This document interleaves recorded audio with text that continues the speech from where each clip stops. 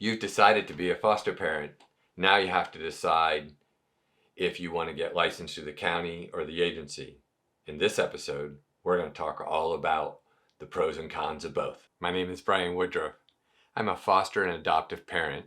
I'm the creator of fostercareaction.com. I'm an author of the book, You Think You Want to Be a Foster Parent. Congratulations, you've decided to be a foster parent. The first step in this process is deciding, do you get licensed through the county or an agency? Let's talk about the advantages and the disadvantages of agencies, because as many advantages as there are with agencies, there's plenty of disadvantages at the same time. So, as I said earlier, when you get licensed through an agency, the time to get a placement can be slower. And this isn't always the case. I know people that have been licensed on Tuesday and on Wednesday, working through an agency, received a child. So this isn't always the case. It really depends on how busy your county is and how many children are coming into their system. It also depends on how many open foster parents does your county have. And so there's a lot of factors involved with this. So I don't want to scare you and make you think that if you go through an agency, you're not going to get a child right away. But typically, you'll find that it is slower to get a child through the agency than it is through the county. But on the flip side, you're going to get lots and lots and lots of support from your agency caseworker.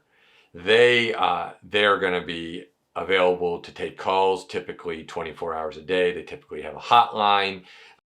Your agency caseworker typically becomes almost like a brother or a sister to you.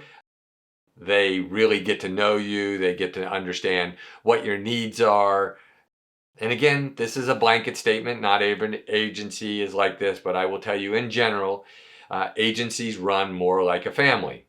And so, they are going to get to know you, and they're going to get to know the child, and they're going to get to know your bio children if you have bio children. And so they're going to really have a vested interest in you. Now, let me just forewarn you, that is awesome, but there are some negatives to that, because they're going to be in your business a little bit more than the county. So our particular agency, the county requires a visit once a month.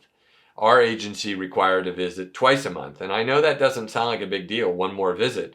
But when you have doctor's appointments and therapy appointments and sports and activities and all the other things that you have to do, one more visit can feel overwhelming sometimes. And what's funny is that, we had 5 bio children and then our foster children. And so our agency required 1 planned visit and 1 surprise visit. And we used to tell our caseworker, look, you can surprise us whenever you want, but we're probably not going to be home. So you probably should tell us when you're going to surprise us so we can make sure that we're home, or we're going to tell you we're not going to be home because we're going to be at some event, or we're going to be at some meeting, or we're going to be at some appointment.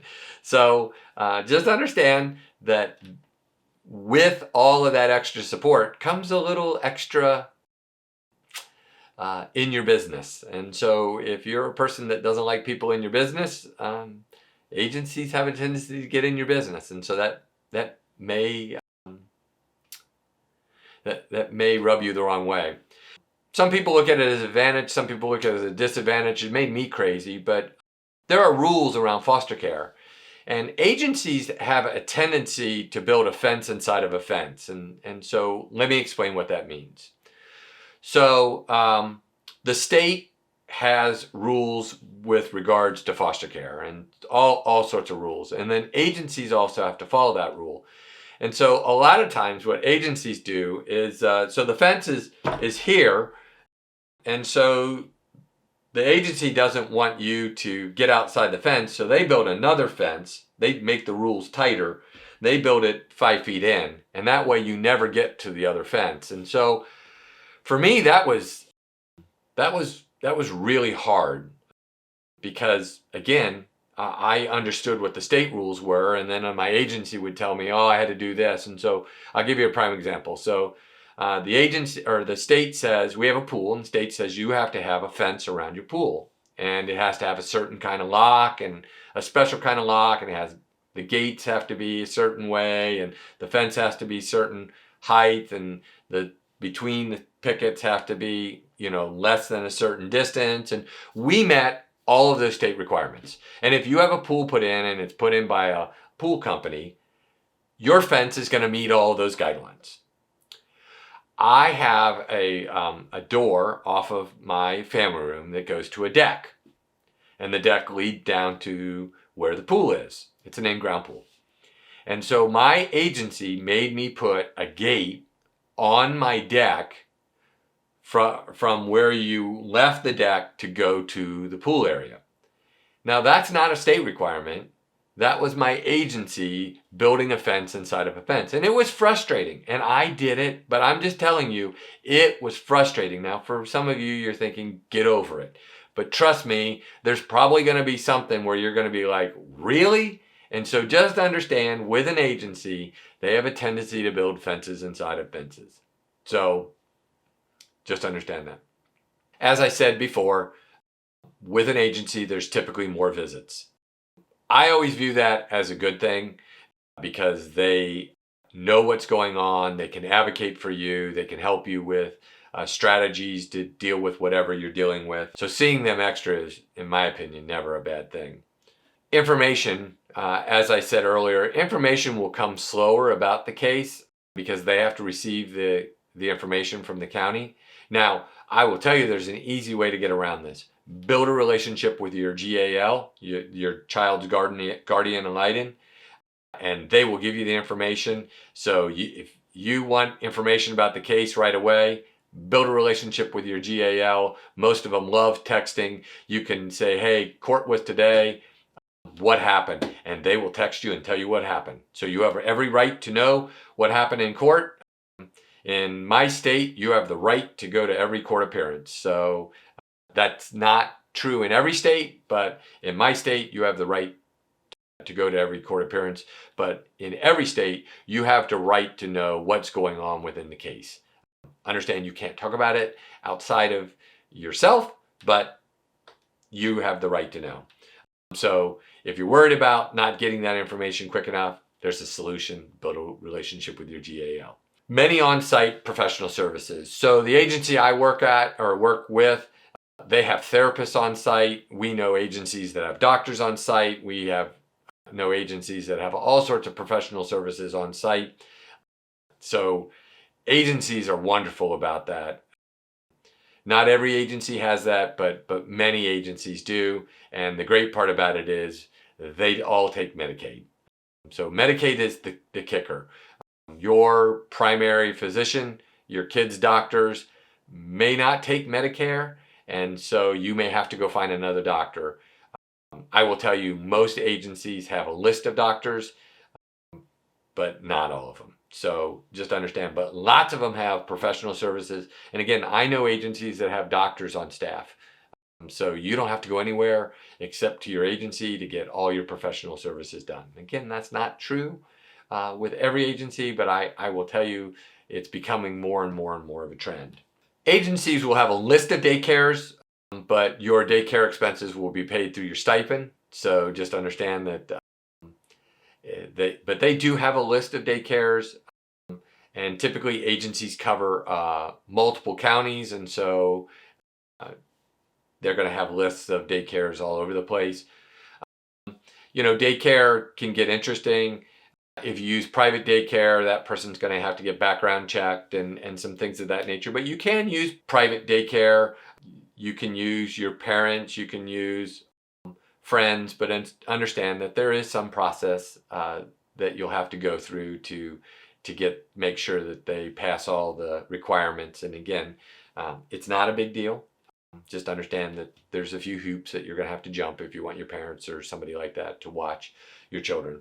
Way more in-depth training. I will tell you that most agencies that I know, the training is really, really, really in-depth. And part of that is because they're worried about themselves.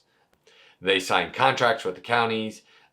They can lose those contracts. And so they want to make sure that you have the training. They want to make sure that you understand how this operates. They want to make sure that you're prepared, because again, it looks very badly on them if something goes wrong. And so again, their training I have found in general to be way more insightful.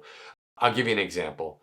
So at the agency that my wife and I work through, our adopted daughters teach class 11 and we teach class 12. And so you're getting interactive from people that are in the trenches. You're getting to hear from children that are either in foster care or have been through foster care and what it's like, and you get to ask them tough questions, and you get to fill all those gaps.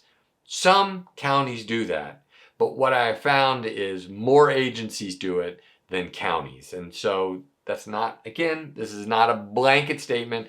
I am just going based on the research that I have done, and I have found that in general, the agencies have more of that kind of training than the counties. Our agency, once a month on Thursdays, have a foster parents night out where there's training, because once you get licensed, you're required to get so many hours over a 3-year period of time to maintain your license. And so this foster night out is a way to get additional hours, and so there's more training, but it's also a way for foster parents to connect and to build relationship with other foster parents. And so again, agencies do that. Again, counties do this also. I'm not discounting the counties. I just have found that agencies do this way more than typically counties do. A lot more support groups. Typically agencies have Facebook pages. Our agency, and this is not uncommon, has a private Facebook page. So the agency can't see. So we can talk about the agency via Facebook without the agency seeing it. And so that's nice. You know, when we're frustrated, we can vent to each other through Facebook without the agency seeing it. But again, then the agency has a Facebook page that's open to everybody. And so they have Twitter, and they have all sorts of stuff like that. They have all sorts of social media and so on. Special events. I think this is a big one. So our agency does a zoo event. It does a Christmas party. They do all sorts of events where they bring foster families together. And so you can bring both your bio children and your foster children and have a great time at an event. And you get to hang out with other foster parents, and it's just a really good time. And again, as I said, counties do this. They just don't do it as much. And, you know, agencies act in a lot of cases more like a family. And so if you think about, you know, your family gets together for Christmas, your family may go on vacation together, your family does things like that. Agencies operate, again, way more like a family in most cases. And so they do a lot more of this stuff. So, and that brings me to my final point about agency is it feels like a family. We have met so many people through our agency that we connect with on a regular basis. I didn't really talk about this, but Respite is you being able to give your foster children to another person for 1, 2, 3 days, up to 2 weeks. If you're going on vacation, so for a week, people use Respite. And so Respite is somebody that has they don't have to have the full foster care license. They have to have background checks and things of that nature, but that are legally allowed to take your children for short periods of time. And this is critical to the success of foster parents, because you're going to need a break. If you have bio children, they're going to need a break. So my wife and I, 2 years ago, let our foster license expire, but we stayed Respite. And for an entire year, we watched a 1-year-old and a 3-year-old about twice a month, Friday, Saturday, Sunday, for a couple we know. And we loved it. So we got to spend time with a 1-year-old and a 3-year-old for Friday, Saturday, Sunday, twice a month. And they loved it because they got to pour into their bio children for an entire weekend, twice a month, without the distraction of the foster kids. And the foster kids loved it because we were more like grandpa and grandma. We didn't have all the rules, and we didn't have all the structure, and they didn't have to, stay inside this tight box because there were things going on. It was more like going to grandpa and grandma's house. And so it was a win for everybody.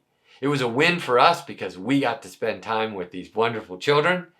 They got to spend time with their children, and they got to decompress and rejuvenate for a short period of time. And then, and that was awesome. And so you're going to need respite. And agencies promote respite, and by creating all of these groups and connecting you to all these people, lots and lots of people, when they're done fostering, become respite. And so, because they still want to do it, they just can't do it full time. And so getting respite through an agency, I have found to be easier. And again, not a blanket statement. There are counties that do the same thing. But this is a critical piece. And so let me conclude by this. So there's a lot of information here. And I suggest that as you go through this process, that you both talk to an agency, at least one agency, and a county, and you interview them both. And again, I would suggest that you use that list of questions that I provide in the link below to ask, because that's really going to help you decide which is the best way. Because I can't stress how critical of a decision this is. Now, I do want to say this. If you start with an agency, you can move to a county. If you start with a county, you can move to an agency. This is not a permanent decision, but it is a decision that is best done correctly the first time. It will save you a lot of pain and suffering. So please take this step very seriously. I hope that you found this informative. If you have and you want more information like this, please subscribe, because I'm constantly making more and more videos to help foster parents work through this wonderful thing we call foster care.